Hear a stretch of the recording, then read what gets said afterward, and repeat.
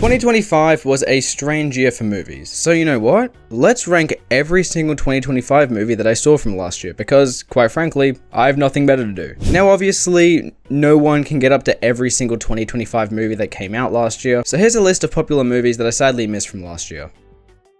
Yeah, I know, I'm sorry, revoke my cinephile card, but it's just a bit hard to get up to every single movie that came out in a year. Anyway, I'm going to lose retention, so let's dive into the ranking. Starting with the worst 2025 film that I saw being the new War of the Worlds movie, which both kicks off and rounds out the F tier. The F tier films are the movies that I found to be incredibly hard to watch and would highly advise against viewing, and War of the Worlds 2025 fits that description perfectly. Oh my goodness, this was a complete and utter disaster piece.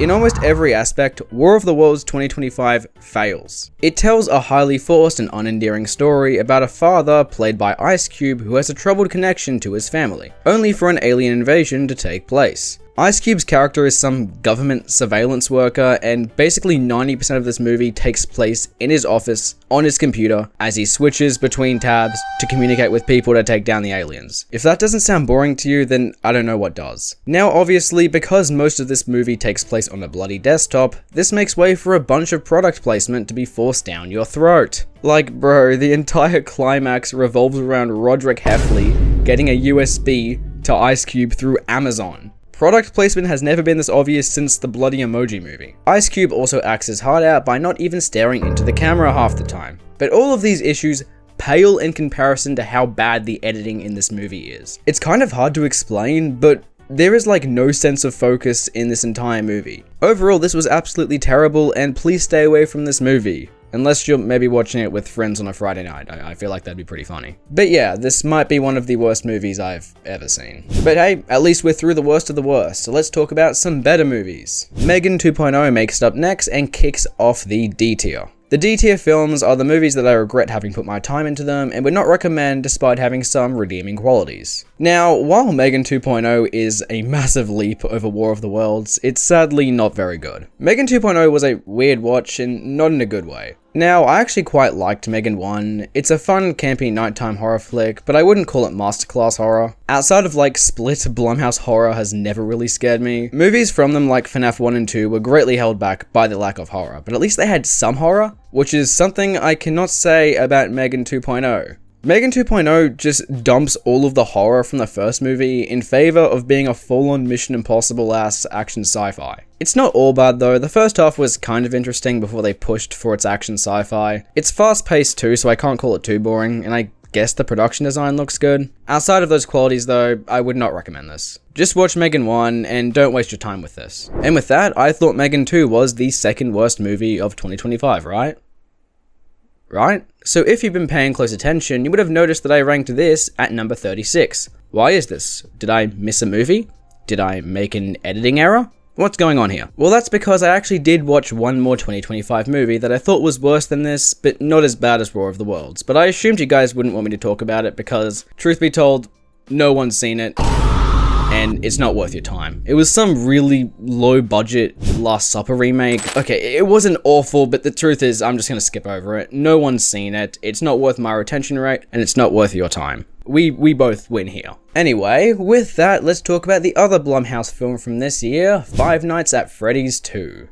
Sadly, this one is not much better. I know there are many passionate Five Nights at Freddy's fans who grew up with the games that love this movie, and I can understand why. That being said, I have only played the first game and have little to no nostalgia for this franchise. Neither do I care about the lore, and honestly, this movie did not get me excited to learn it. Five Nights at Freddy's 2 had so much potential to be a much more ambitious movie than the first, but it sadly could not capture my interest past the first 20 minutes. This movie's script is one hell of a mess. There's essentially not even a core theme here, and what little theme there is very convoluted. Now, I like the first FNAF movie. It's safe, but I actually still really like it, and it actually explores themes on trauma. The sequel also carries trauma themes, but there's almost no focus on it this time outside of that one surrealist scene with Vanessa. It's a cool scene though, so I'll give it that. Actually, most of the stuff in this movie with Vanessa was probably the best part. But sadly, this movie decides to sideline her and our GOAT Josh Hutcherson and focus on Abby, and there is almost no relevant plot with Abby. Honestly, I hardly remember the film, but from what I can recall. She wants to go to a school science fair, only to have this science teacher ruin her work because he thought it was bad. So then Toy Chica, played by Megan Fox, just bloody kills him.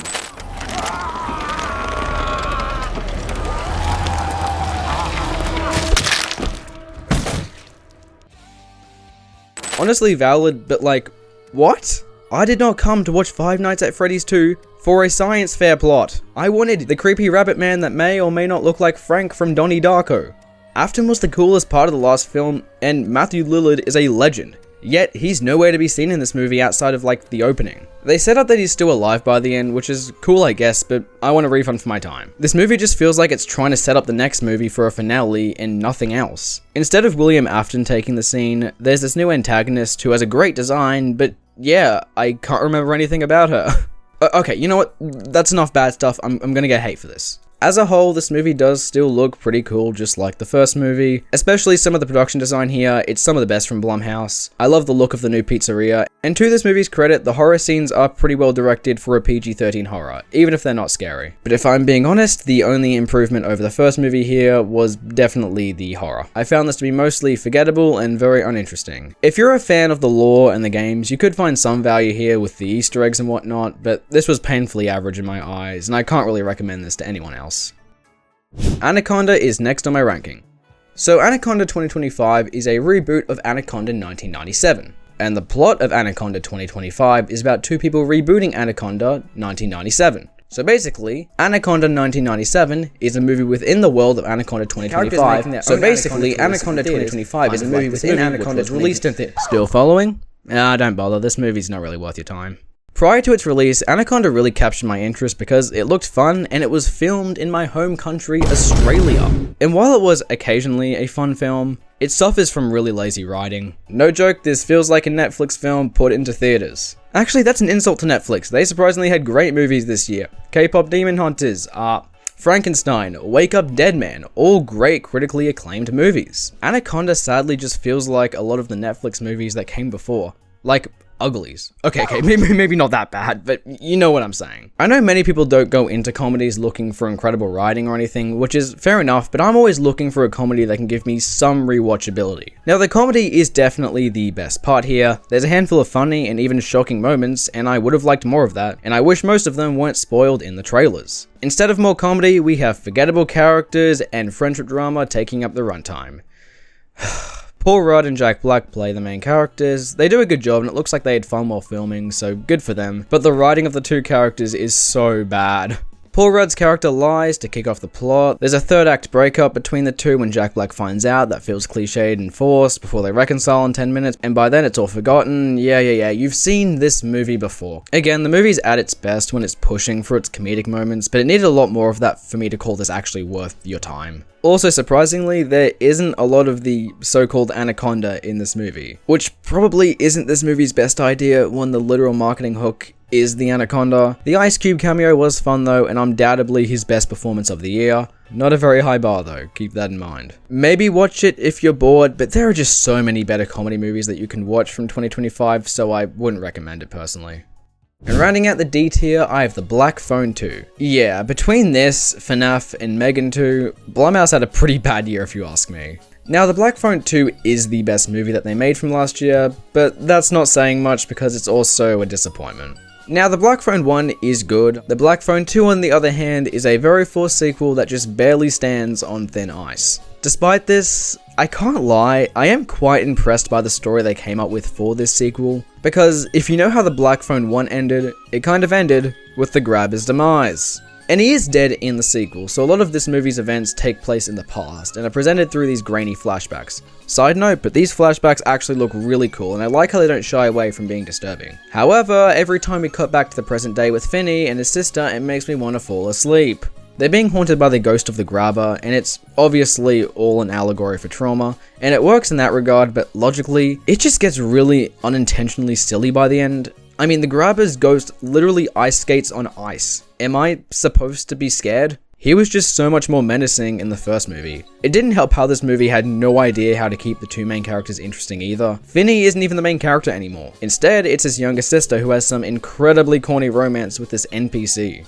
Look, apparently I do have a lower opinion of this film than most, but I just can't see myself ever rewatching this again over the first. For that reason, I can't recommend it, but get a second opinion if you really are interested. The snowy winter aesthetic was cool though. I love winter settings, but yeah, let's just move on to the C tier. Kicking off the C tier, I have Wicked for Good. So the C tier films are the ones that I found to be enjoyable for the most part, but I still wouldn't define them as very good. I am perplexed by Wicked for Good because, believe it or not, I am a straight white male teenager that enjoyed the hell out of the first movie. Yeah, I'll say it, I am the last demographic that they thought of when making that movie, but I don't care. That's not what I care about when I watch my movies. I look for strong writing, mature themes, and thoughtful messages regardless if it appeals to my demographic or not. And I think doing that made me appreciate art even more. I loved Kpop Demon Hunters, so much so I made a whole video breaking it down that you should definitely watch, but I didn't make that video because it appealed to me. I was fairly skeptical going into Kpop Demon Hunters, but I gave it a chance and it turned out to be one of my favorites from last year. With that out of the way,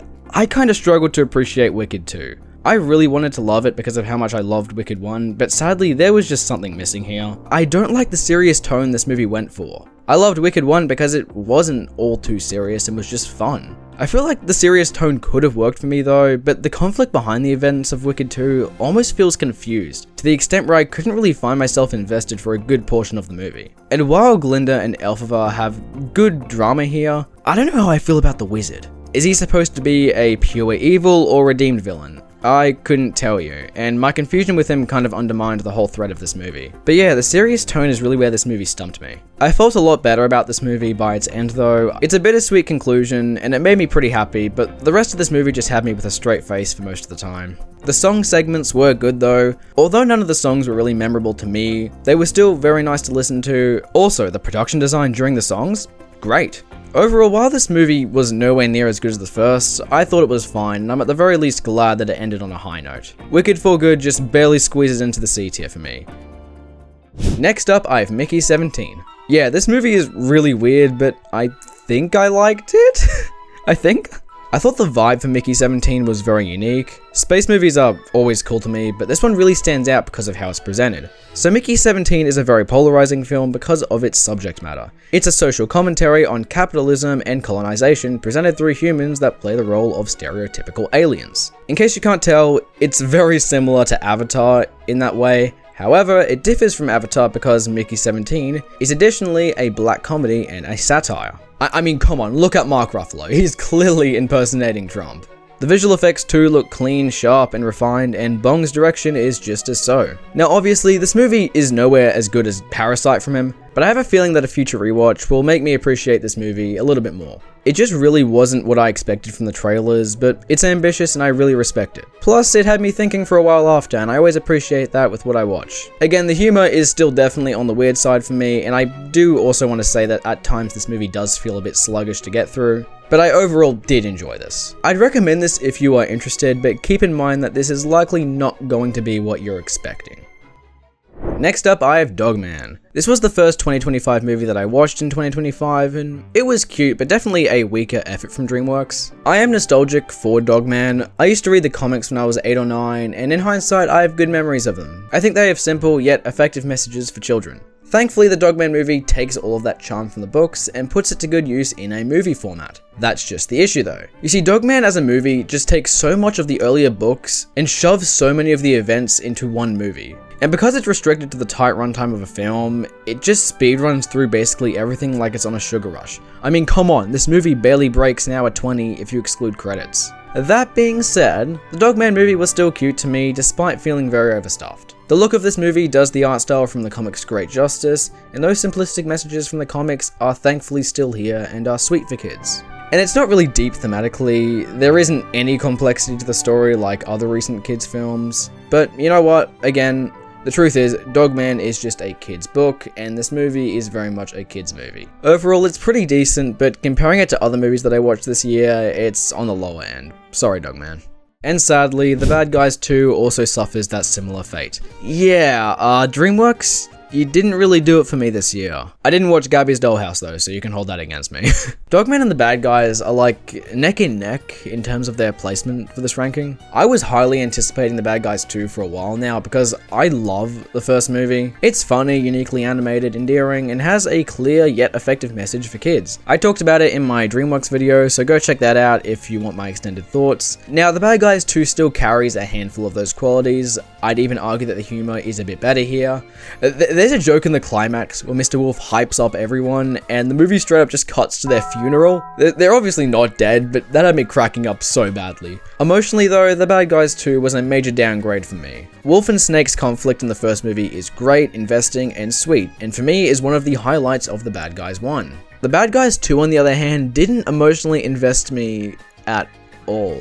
Snake in general just kind of fades into being a side character like Shark, Piranha, and Webbs. Instead, we have new characters to focus on, who are marketed as the bad girls. Anyway, that aside, I didn't really enjoy my time with them. They have the bad guys go on a heist, and I also just didn't see the heist scenes as nearly as fun as they were in the first movie. They're still well done and well animated, don't get me wrong, but to me I liked the charms and the vibe that the other heists had.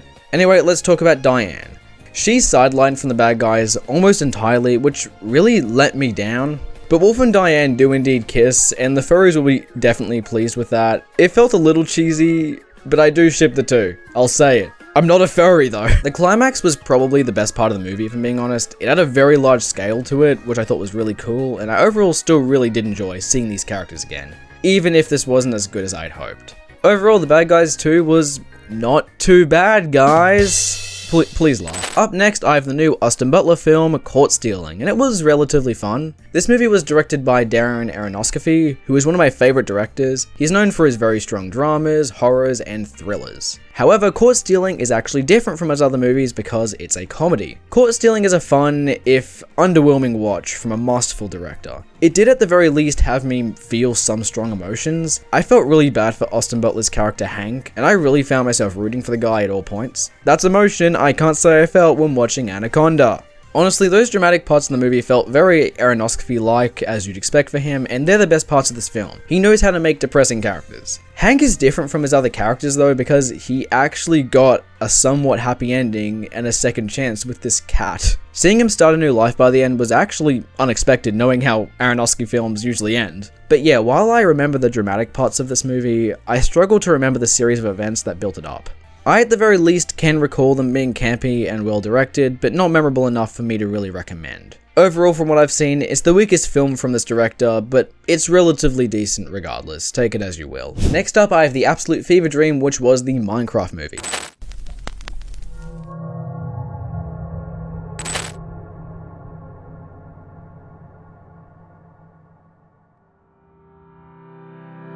You can tell Steve's got that dog in him, sliding bones between his teeth. He leaps through the air majestically when you let him off the lead.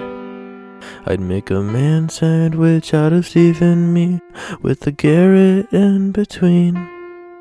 'Cause Garbage Man's got the principle in me, always quivering to our knees. 'Cause Steve's round and squishy, and Garrett's as stiff as a tree. That sandwich is sounding bloody tasty, innit? Yeah. This one goes out to Steve and Garrett from the Minecraft movie. Make sure to sub to me and Andy and enjoy the rest of the video. Can't get enough of their buck bodies. I really need to get new hobbies. Gotta make this man sandwich and don't forget to invite some zombies. Hairy arms and sweaty beards and firm arm grips. It's getting weird and loving the way Garrett swings them hips and bursting from the way Steve swings that pick. And I don't really have anything else to say. I'm out of lyrics and this is getting a little bit too gay. I'm straight. I'm not. I don't hate gays, but I'm straight. This is just a joke. This is a collab I always do. Okay, if you want me to pull out my inner film critic for this video, this is a D tier film. However, I saw this opening night in a full theater full of people yelling, "Chicken Jockey! Flint and Steel! I am Steve!"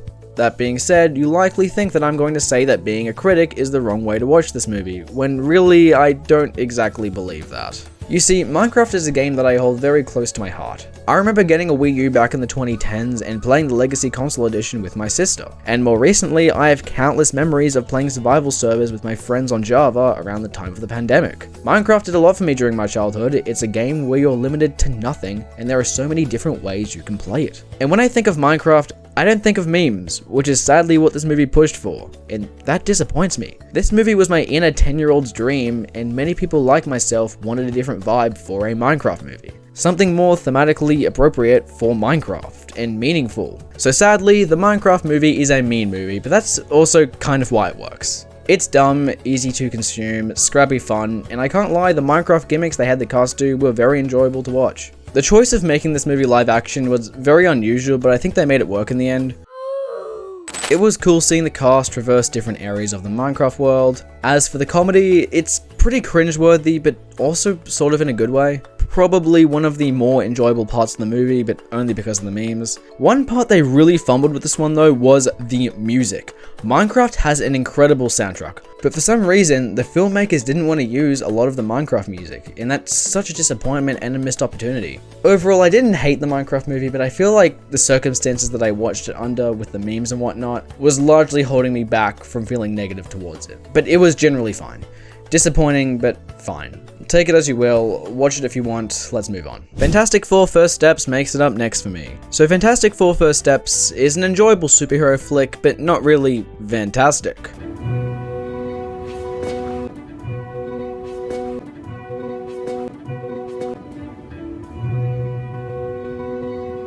Say that again? So, I'm completely new to the Fantastic Four. I've never read any of the comics or watched any piece of media with them beforehand, so this movie essentially acted as my introduction to these characters. So if you're a hardcore fan of Fantastic Four, maybe take what I say here with a grain of salt. Starting with my positives, I really liked the vibe this film had with the futuristic 60s aesthetic. It felt clean, unique, and was visually for sure the best part of this movie, but more on that later.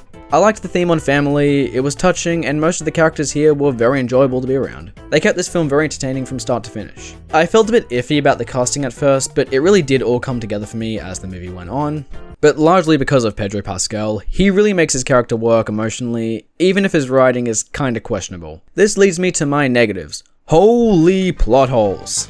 I am sorry, but why is Sue allowed on a literal rocket when she's 9 months due? She knew damn well she was about to give birth, but they just decided to take her on an intergalactic trip with no medics? Also, speaking of which, the baby. Why would Reed just publicly announce that the world is going to be destroyed if they don't give up their child? Did he not think of the backlash this would cause? At least discuss it with your family before you announce it, bruh. Anyway, they find out the world is going to be destroyed by this metallic side villain who might be the most pointless part of this movie. They tried making this character some redeemed villain, but it just comes off as forced and pointless because she adds nothing to the plot. I think they wanted a villain with actual writing and not just Galactus, so they decided to throw her in, but honestly, I think Galactus would have worked as is. He's a cool villain with a sick design, and that would have been enough. The CGI in this film is also not amazing. There's impressive moments when they're in space, but a lot of the film looked really inconsistent to me. I have other minor issues with this movie too that just sadly kept stacking up, like this whole stupid conflict Reed and Sue had. But overall, I did mostly enjoy this as a superhero flick. It's a fun, easy to consume watch, but I preferred Thunderbolts from Marvel last year. Now it's time for arguably the most Tron movie of the year, Tron Ares. What happened back there? Hello, my name is Jared Leto, and I am a Tron.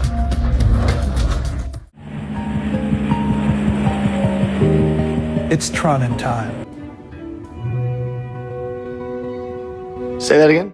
Okay, I'll stop now. So for those who don't know, Tron is a sci-fi franchise that dates back to the 80s and has 3 film installments. I was highly anticipating Tron Ares because of how cool the trailers for it looked, despite not having seen a Tron film before. I mean, come on, you have glowing red futuristic bikes with light as trails. That's so cool! I would buy one of these if these were real. So in preparation, I watched the previous Tron film, Tron Legacy, and it was actually pretty good. I found it to be a rather nice father-son story with some great visuals that were way ahead of its time. The Daft Punk soundtrack from Legacy was definitely the best part though. Like, wow, did it bring the grid to life. However, it kind of got me worried for Tron Ares since they obviously couldn't get Daft Punk back with their disband back in 2021. However, the soundtrack for Ares ended up being my personal highlight because holy shit, Ares cooked here. Instead of having Daft Punk's futuristic retro score illuminating the grid, we have 9 Inch Nails' industrial sound taking over. Now this might be a hot take, but I think I actually ended up preferring the Tron Ares soundtrack over Legacy. The soundtrack in Tron Ares is so good that many people like myself just think that it's best to view this movie as a music video rather than an actual film. I mean, you know it's not amazing when the movie sits at a 48 on Metacritic, while the soundtrack sits at 81. Now, the movie's issue isn't anything from a technical standpoint. All of those aspects are great and are this movie's saving grace. It's well shot, the visual effects are incredible, and as mentioned before, the soundtrack is out of this world. The plot is where all my and many other criticisms of Tron Ares come from. It's a sci-fi story about an artificial creation becoming self-aware and turning on his creator while exploring what it means to be alive and human. Excluding the best scene of this movie with Kevin Flynn, this movie doesn't explore any of its themes in a meaningful manner. If you really want to see a sci-fi movie from 2025 with that same summary, I definitely recommend Frankenstein over this. I would only highly recommend watching Tron Ares if you have a home theater so you can just soak in those incredible visuals, or if you have a really high quality set of headphones so you can just immerse yourself in the music, because it's a decent movie with impressive technical aspects but no masterpiece. I found myself enjoying this movie a hell of a lot more in theaters though.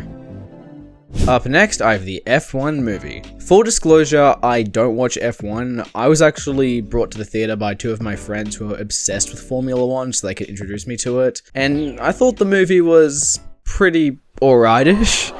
Okay, friends, if you're watching this, let me explain. I know I put this in the C tier, but just hear me out. So even though my friends enjoyed this movie a lot more than me, I still found a lot to appreciate here, even if this was easily my least favorite Best Picture nominee from last year. Starting with my positives, the racing sequences are breathtaking and I'm happy there's a lot of it here. Joseph Kosinski knows how to direct the hell out of what he makes, and despite this being my least favorite from his works, it still looks just as visually pleasant as everything else he's made. The Hans Zimmer score too is amazing and does just about what you would expect. Brad Pitt's charisma in this movie is pretty sweet too. Sometimes his performance can feel a little bit stale, but he's Brad Pitt. You can just never go wrong with this guy. He's too cool. Now, the plot is pretty entertaining for the most part, if a little overly long for the story they're telling. I felt like for a lot of this movie, I was just kind of waiting in the back of my mind for the next race. The plot was still good, don't get me wrong, but the racing sequences are easily the highlight. However, I'm not too big on the themes here. The main theme of this film is redemption, and it's portrayed through Brad Pitt's character, Sonny. And I'm mostly conflicted over this movie's ending. I really didn't like how this movie let Sonny cross the finish line over Joshua in the final race. I get that it was important for Sonny to do it so he could redeem himself after what happened years ago, but I think it really overshadows Joshua's character. Because you can literally cut out our deuteragonist entirely, and the main message about redemption really isn't changed at all. Now, the ending still has thematic value for Sonny, but I think this movie would have left me with a much better final impression if Joshua had more focus in the final race. Overall, it's mostly a good movie, but the way it concluded just frustrates me, so I don't think I'll rank it higher.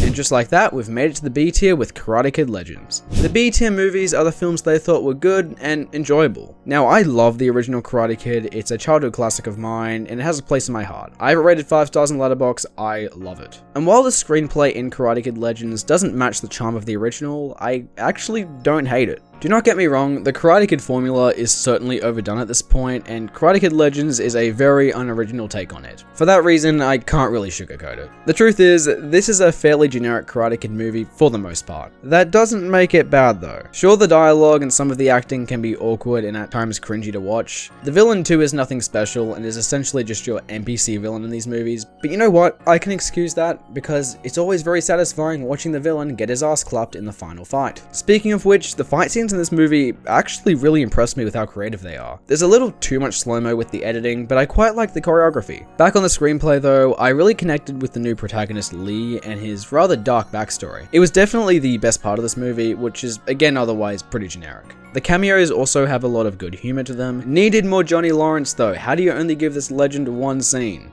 Overall though, I'd say there isn't a lot to hate here. The only part of this movie that I didn't really like was this whole unnecessarily drawn out boxing tangent that the characters go on for the girlfriend's dad. It was just kind of pointless and felt disjointed from the rest of the movie, but if you like the Karate Kid or Cobra Kai, I think you'll at the very least enjoy this, but don't expect a completely different story than the one you're used to. Not bad though, this was still mostly pretty enjoyable to me at least. Maybe I'm being a bit generous putting this in the B tier, but I don't know, I enjoyed it.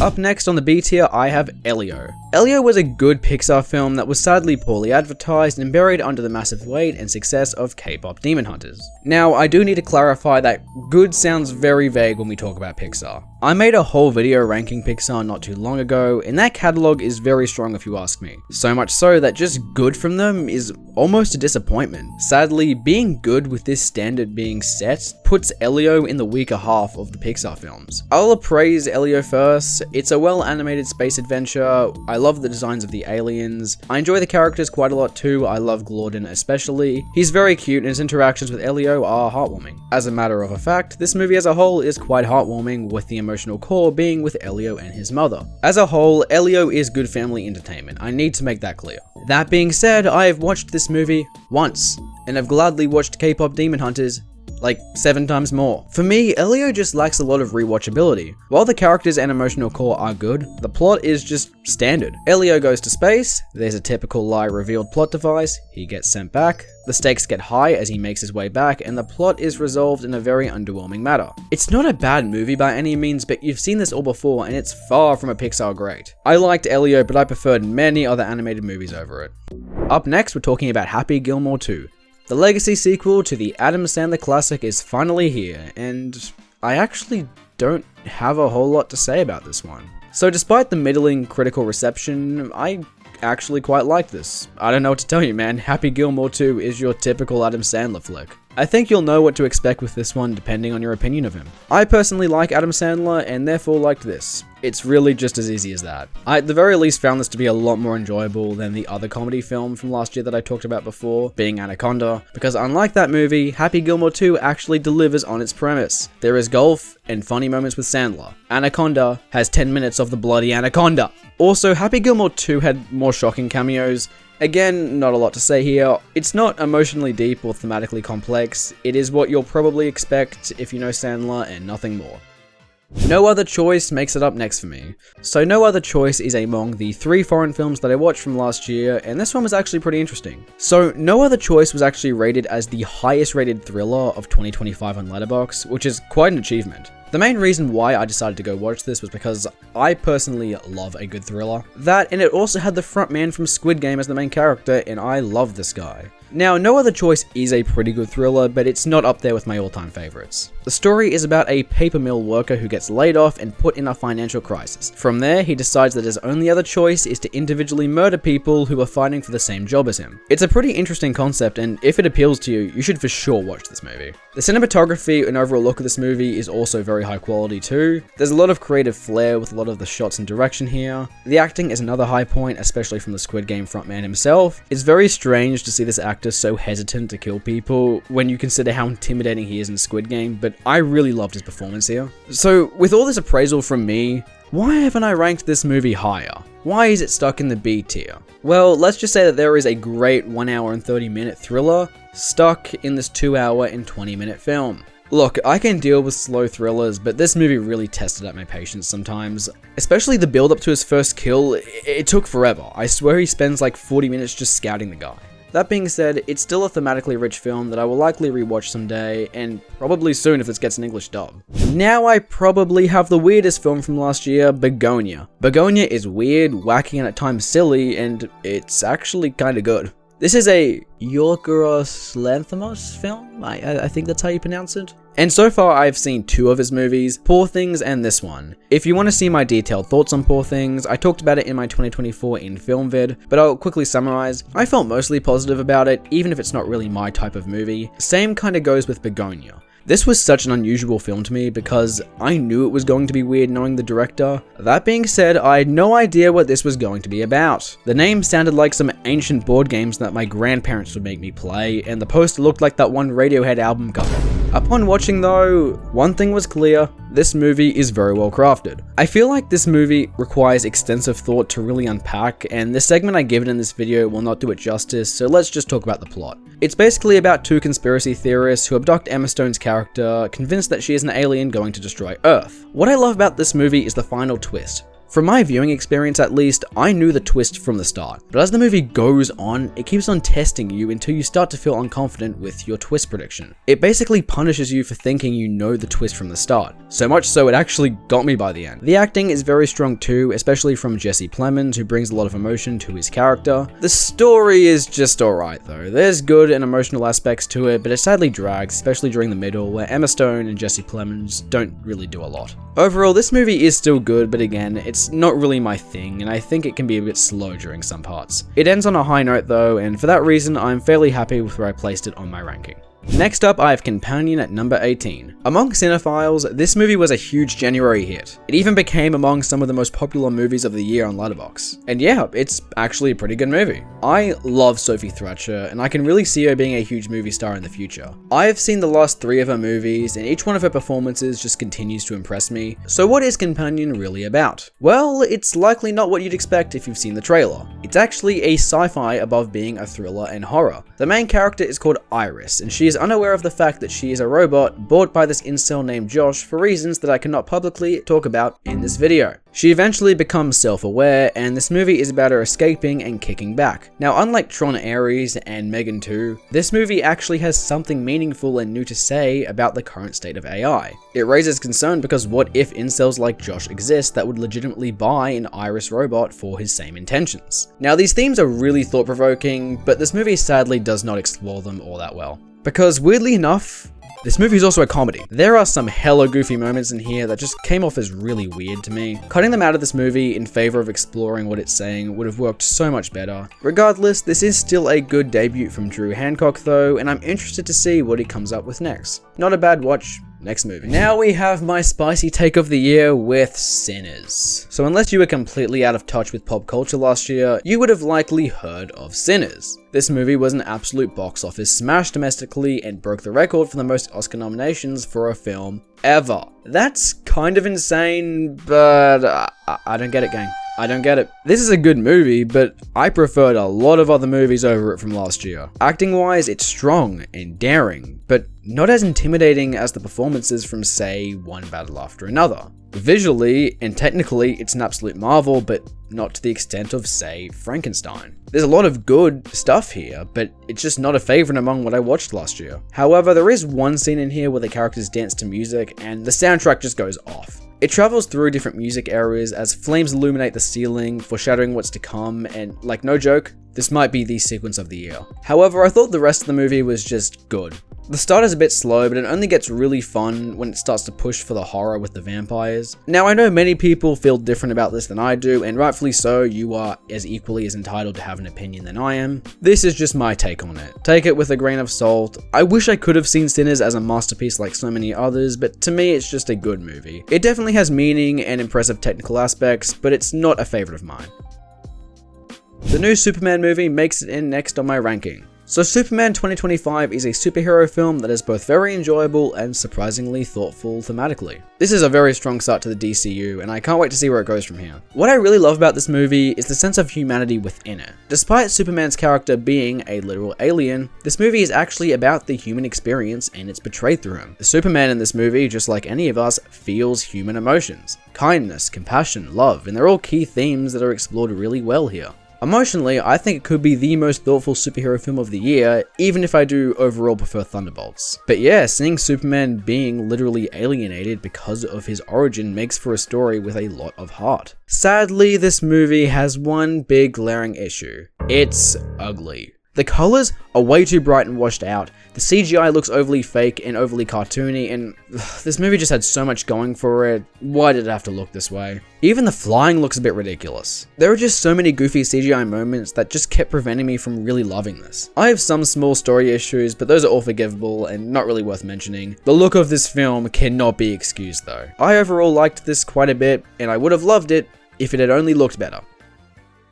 Oh, and if you'd look at that, a movie with actually great CGI, the live-action How to Train Your Dragon. I made a video when the teaser released for this movie going over my thoughts, and they were mostly positive, even though I was in my heart a little worried. I am the biggest How to Train Your Dragon meat rider, so you bet that I was excited for this movie. Like, come on, both the first and second movie are my favorite DreamWorks films.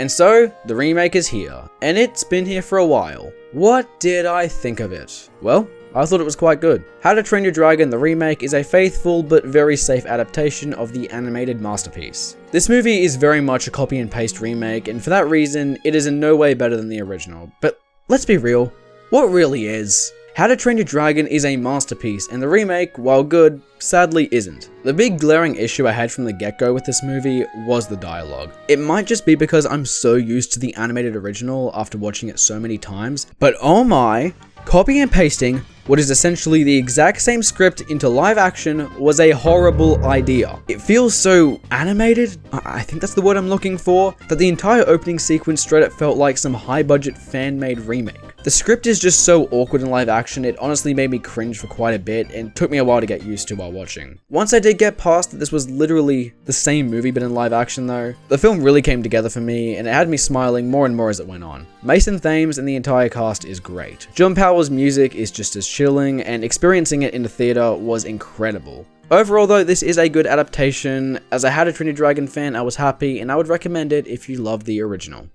From there, Predator Badlands sneaks its way onto number 14 on my ranking. I'm aware that there are a lot of Predator movies. I've only seen this one and the original Predator with Arnold, but turning a franchise where men get hunted by an alien in the jungle into what is literally what I would call another version of Avatar is such a weird choice. Like, upon watching this movie, it was immediately obvious that this was an original script that the studio just decided to slap the IP onto for the sake of having a pre-established audience. It didn't work, and this film, which is genuinely good, flopped because of that. People want original stories. I'm convinced that if this movie was entirely original, it would have done better because the Predator franchise doesn't have enough viewers to recoup the budget that they put into this. Make these movies original. Make them worth the viewer's time, and you will reap the rewards in the days to come. Anyway, Predator Badlands is very enjoyable. If you're a sci-fi nerd who loves some dope visual effects and cool action, you will definitely like this. The story has a pretty cool revenge aspect to it, although it's not perfect. There's a bunch of these evil AI humans that just fill up the runtime, and while I didn't hate my time with them, I would have much preferred if this movie just had more of Dex surviving on this alien planet. Speaking of which, I really need to emphasize how much I love the look of this movie. The detail that's put into this planet is like Avatar level, and it's so good. And I wish I saw it in theaters. Overall, I think this is a pretty good movie that sci-fi fans will definitely eat up. And with that, Zootopia 2 rounds out the B tier, the long-awaited sequel to Zootopia. And honestly guys, Disney kinda cooked here. Zootopia 2 is a fun watch that families will definitely eat up. I still think I slightly prefer the original Zootopia. It could just be nostalgia though, but regardless, there's still a lot to like from the sequel. Disney animation has been in a weird place recently. I loved Encanto, enjoyed Wish and Raya, but gun to my head, I can't tell you anything that happened in Strange World or Moana 2. Thankfully, Zootopia 2 is their best film since Encanto. The story is quite ambitious and it really expands on the lore and origin of the Zootopia city. I was a little worried when this movie started that this was just going to be lazy and just be Zootopia again, but it just really kept getting better and better as it went on. It really peaked in the climax where we get a genuinely good twist villain. I absolutely ate up all of the several film references in this movie too. You got a Ratatouille reference here, The Shining, Silence of the Lambs, Pulp Fiction, among many more. As far as the characters are here, Nick and Judy were good to see again, but they have a conflict that I didn't really love. Call me crazy, but it felt a little silly and unlike what the two would do, especially with the situation they're in. It's resolved moderately well, but I think it could have been a lot better. And yes, furries, I agree. They should have done what Wolf and Diane did in The Bad Guys. I love Gary too, he's so cute and well animated. Actually, just animation wise, Zootopia 2 delivers. Overall, Zootopia 2 was very fun. I still preferred 3 other animated movies from last year over it, but it's still definitely a win for Disney that families should definitely watch. Kicking off the A tier, I have One Battle After Another, the new Leonardo DiCaprio film. The A tier films are the movies that I thought were great and absolutely worth my time, and wow, One Battle After Another was an insane ride. I saw this one in theaters after it generated insane online buzz on Letterboxd, and I came out feeling pretty satisfied. However, it doesn't break my top 10 from last year. I'm sorry. There's a great movie here, but I'm not afraid to say I preferred other ones. Now, One Battle After Another is a bit of a hard film to talk about because the subject matter is very political and contentious. So much so, this movie has been widely accused of being left-wing or woke. I don't really want to comment on whether this movie is woke or not because, quite frankly, I am a film reviewer who is completely uneducated in American politics. All I'll say is, I appreciate that a movie like this was built around the current state of America, and I'll leave it at that. Let's talk about the other aspects of this movie. This movie has incredible acting. DiCaprio is both fun and serious, and Sean Penn is intimidating. The actors really give it their all in this movie. The story is about a father wanting to leave his past behind to raise his daughter that may or may not be biologically related. However, his past does catch up to him and he goes through one battle after another to find his daughter. What I love about this movie is that it constantly keeps the question on whether she's the biological daughter or not on your mind. Ultimately, it leads to something quite endearing, and I think it's very well done. The humor in this movie is also very strong, and is again supported by some great performances. Overall, One Battle After Another may be the Oscars Best Picture, but it's not my best picture. Some parts are more entertaining than others, and it's also just kind of a hard movie to recommend, especially when you consider the subject matter. So I'll leave it at, watch it if you want. At number 11, I have The Naked Gun. That's right, I ranked this above One Battle After Another, and you can't stop me. The Naked Gun is freaking hilarious and is easily the funniest movie of last year. There's at least one funny thing happening in this movie every minute, and I laughed and giggled for like half the runtime. The snowman sequence, bro, that has to be one of my favorite movie scenes of 2025. The Naked Gun, besides just being funny though, is also creative, well directed, well acted, and well edited. This movie shouldn't work, but it does. I watched this with my family personally, but I think I'll definitely revisit this with my friends just to see their reactions. Now, is this movie deep at all? No, but it also doesn't really need to be, and that's why it works. They knew what they were making, and they for sure succeeded here. But unlike, say, the Minecraft movie, which is a similar case, I have no emotional attachment to the source material, and from what I've heard, this is actually a worthy legacy sequel to those who are into the franchise. Take this as a comedy and nothing more, and I'm sure you'll have a blast.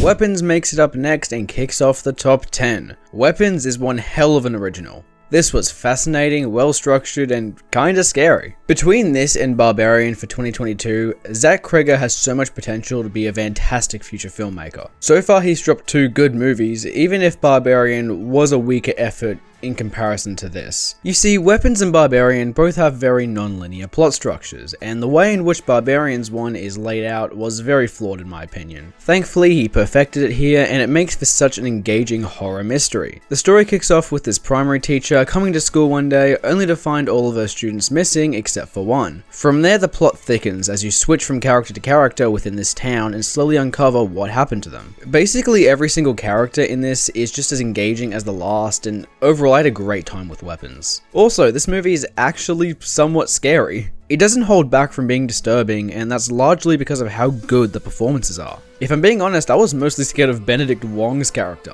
Just the way he ran in that one scene just really freaked me out. If I had any complaints with Weapons, it would probably be with the ending. It felt a bit rushed, and I didn't like how it set up room for a sequel. I don't know guys, not everything needs a sequel. I would much prefer this just to be a standalone. Still, this is a highly engaging watch that horror fanatics will absolutely enjoy.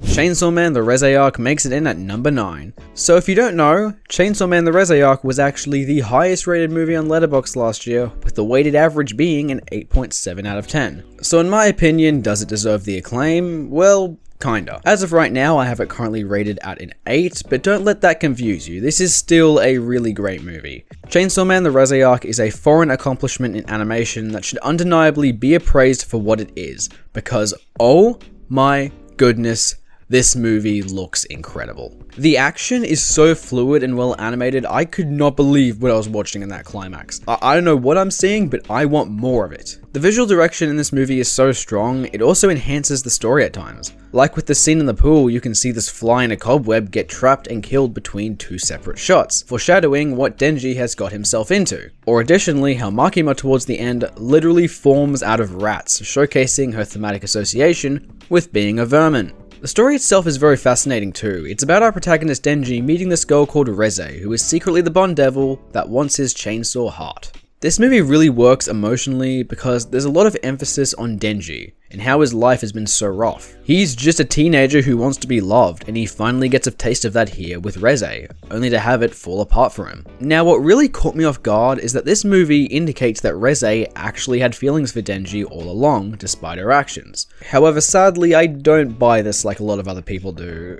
I just didn't feel all that sorry for what happened to Reze towards the end. I'm sorry. I mostly just felt bad for my goat Denji. She's still a fine character though, with good writing intentions, but she didn't emotionally personally hit me the same way Denji's character did. It might just be because I don't hate Makima yet though. From what I've heard, I feel like I should be hating Makima more than I am. But yeah, I did not really care for Reze all that much. However, you know who I didn't expect to care for but did anyway? Archie and his angel friend. They have a subplot in this movie that I found to be very endearing. Overall, while I have issues with Chainsaw Man Reze Arc, this should still absolutely be watched if you like the first season of the show. I still thought it was really great and absolutely worth your time, even if I wouldn't call it my favorite from last year like so many others.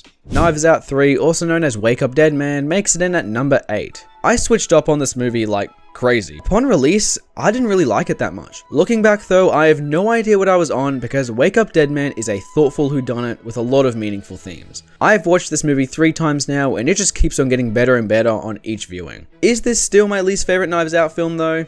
Yes, the first movie is near perfect if I'm being honest, and I think I had a slightly better time with Glass Onion than this one. And I think that's because Wake Up Dead Man has the weakest mystery of the bunch. From the moment the kill goes down, you can just tell which character is suspicious. That being said, this movie, while weaker in the mystery, excels thematically. It's a very honest take on Christian faith that never feels like it's forcing anything onto you. The characters are well written, even the ones that don't get a lot of focus, because they are equally bringing something to this message of faith. Above all though, Father Judd in this movie is the highlight. His character has a troubled past where he murders a man in a boxing ring, and his character is so touching here. Seeing how he transformed his life is a beautiful way to demonstrate how faith can transform someone's life for the better. The main man, Benoit Blanc himself, is also fantastic. His scene towards the end, where he lets the woman who started all this confess her sins, is really smart and touching. Just the characters in this movie feel a lot more like real people in comparison to the previous two, even if I do prefer those movies overall because of their stronger mystery. If you're going into this movie, don't expect something like Glass Onion or the first movie. Even if you're not Christian, this is again an honest take on faith. And I think it will do wonders even if you aren't religious. And hey, if you don't like it the first time, give it another rewatch. Maybe you'll click with it like I did. Avatar 3 Fire and Ash makes it up next. As an Avatar fan, this was one of my most anticipated watches from last year, and I'd say it delivered for the most part. Though one thing is for sure, this movie should not have been named Avatar Fire and Ash. There's not really as much fire and ash as I had hoped for, and this is much closer to Avatar Way of the Water Part 2.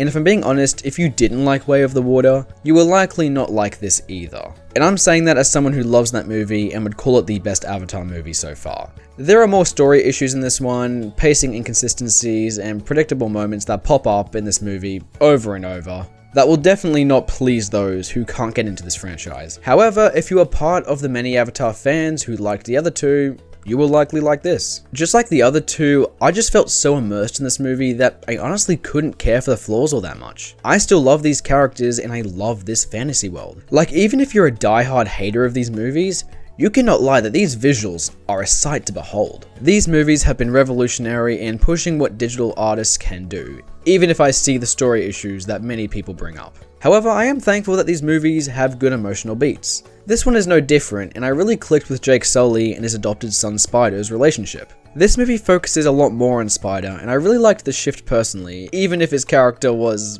the weakest part of Way of the Water. He's just so much better here, and I loved his relationship with Jake's children too. That kiss scene was kinda random though, I'll be honest. Speaking of which, let's talk about Kiri. She is another great character here, and I really enjoyed how she got more focus too. What I didn't expect though, was the stuff with Jake and the Colonel to be so funny. They're fighting over Spider in this movie, and during the climax, the Colonel straight up says, "Well, this is awkward." in the most intense moment of the fight. Like, bro. He's also really horny with this new villain, and if I'm being honest, he needs no explanation for it. I see the appeal. Wait, does that make me a furry? Overall, I really enjoyed Avatar Fire and Ash, and I'd say the Avatar fans won with this one. Thunderbolts just barely misses out on the top 5 despite it easily being my favorite superhero film from last year. I actually don't watch a lot of Marvel. I actually only watched Fantastic Four and Thunderbolts, so I can talk about them for my video, and while Fantastic Four was decent, Thunderbolts was a blast. I can't remember the last time I had so much fun with a Marvel film. Thunderbolts is a super enjoyable superhero flick with a surprisingly mature take on trauma. Seriously, this movie had no right to be so thematically strong.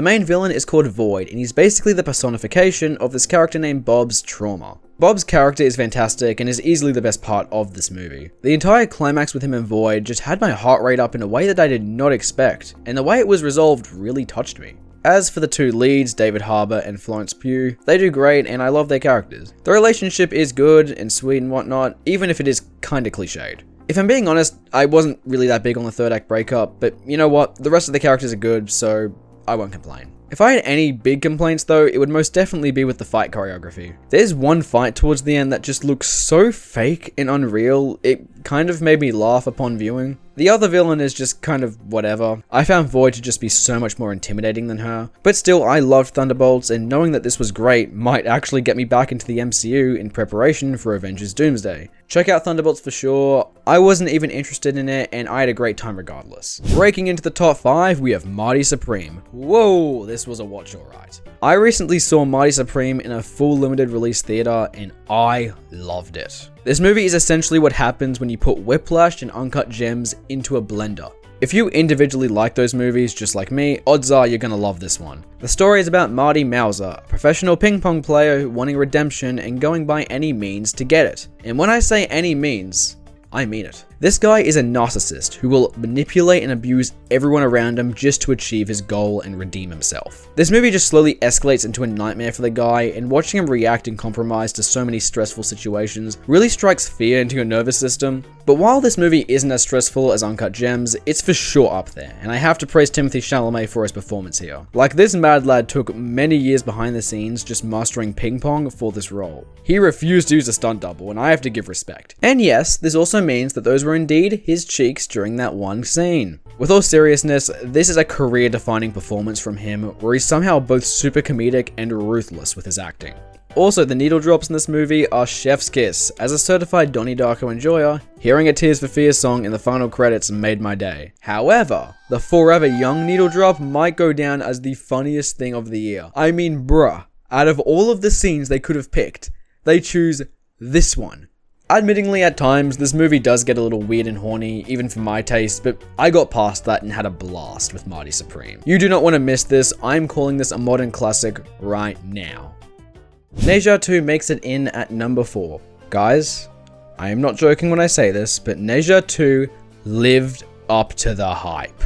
If you don't know, this was actually the highest grossing movie of 2025. That's right, this grossed more than Avatar 3, the Minecraft movie, and Zootopia 2. And odds are, you might have not even heard of it. I didn't even know this was the highest grossing movie of the year until I looked at the worldwide box office. And this is because this was not a Western world tank, but rather a Chinese one, breaking the record for the most amount of money a movie has ever made in one location, and it absolutely deserves it in my opinion. If you were to ask me what I thought the best animated movie of 2025 was, I would say Neja 2, even if I do slightly prefer Kpop Demon Hunters, but more on that later. I am not kidding when I say that this children's movie has the scale of Avatar to it.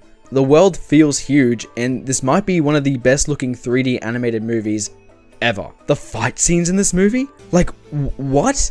This puts Kung Fu Panda to shame. Not literally, I love Kung Fu Panda. They're so over the top in anime with their camera angles and choreography.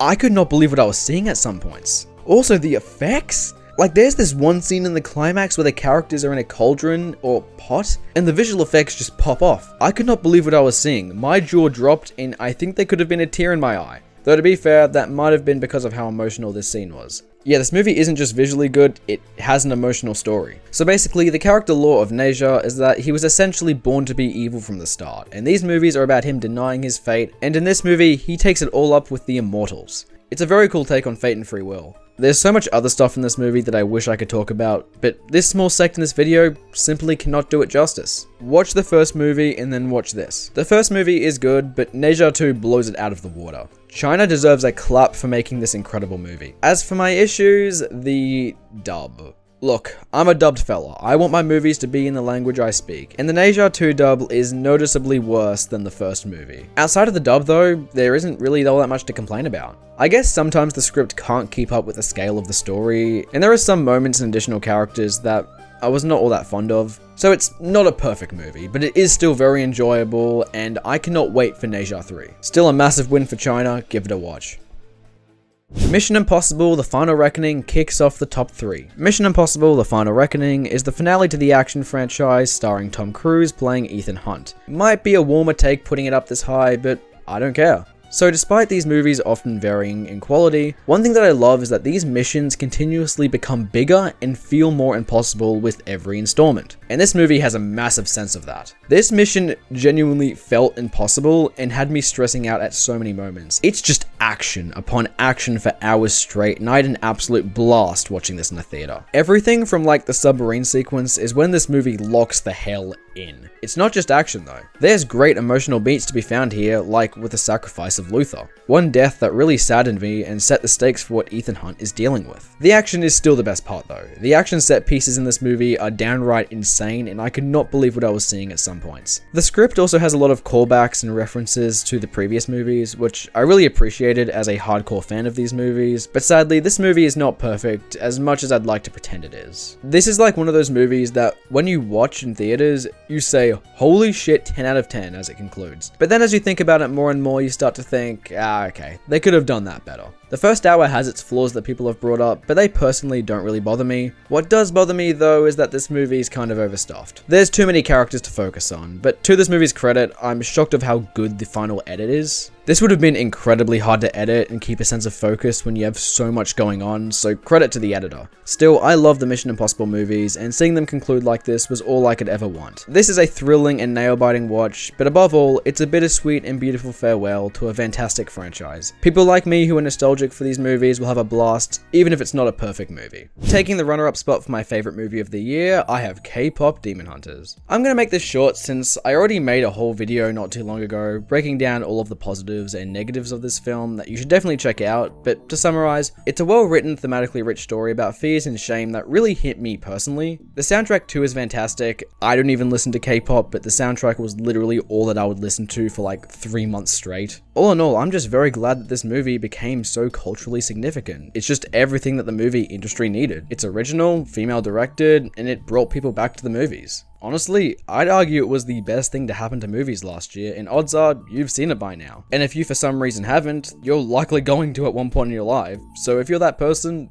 why wait? Get onto the hype train before the sequel comes towards the end of the decade and watch pop culture be created in front of you. I love this movie, but it's not my number one because Frankenstein takes the cake. Frankenstein 2025 is both an adaptation and a new take on the iconic Mary Shelley novel from 200 years ago. I had to study Frankenstein early last year for one of my assessments, and I loved the original story. So when I heard that the Guillermo del Toro himself was going to release his own adaptation of the book, I knew that I was going to be seated day one it came to Netflix. And so, I was. This movie was absolutely beautiful, and I can't stress that enough. Not just visually though. Yes, the visual direction through the production designs, costumes, and makeup are incredible, but it's also beautiful because this is a story with so much humanity and heart put into it. The story is about a mad scientist named Victor Frankenstein who has been broken since birth, and he's given the power to control life. With that, you watch his descent into madness as he creates a creature. And Guillermo del Toro's depiction of Frankenstein's creature is why this movie feels so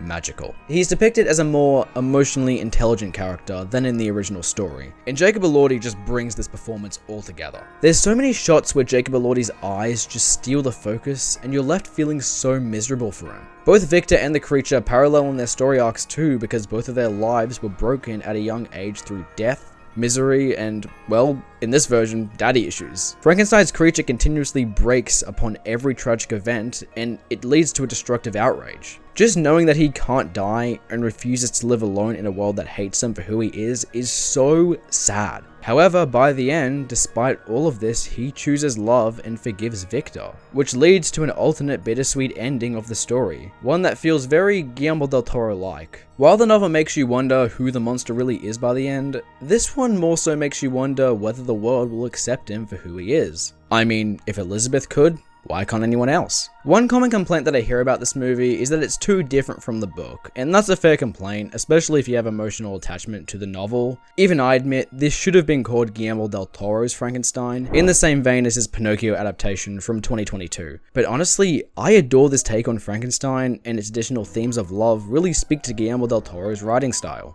This is a new all-time favorite of mine, and it's something that deserves to be watched on the biggest screen you have. Putting this on Netflix after giving it a limited theatrical run is a cardinal original sin, and I will never forgive Netflix for that. This is a movie that will tear through your emotions, and I can't recommend it enough. And with that, my ranking concludes. Sorry guys, no face for this outro, my camera died. Obviously, everything that I say in this video is just my opinion, nothing I said was completely objective, and I encourage each and every one of you to comment down your ranking of the new movies that you watched last year. I'd love to see how our opinions differ, and I'll give you a heart if you do so. And with that, thank you for watching, and I'll see you next time.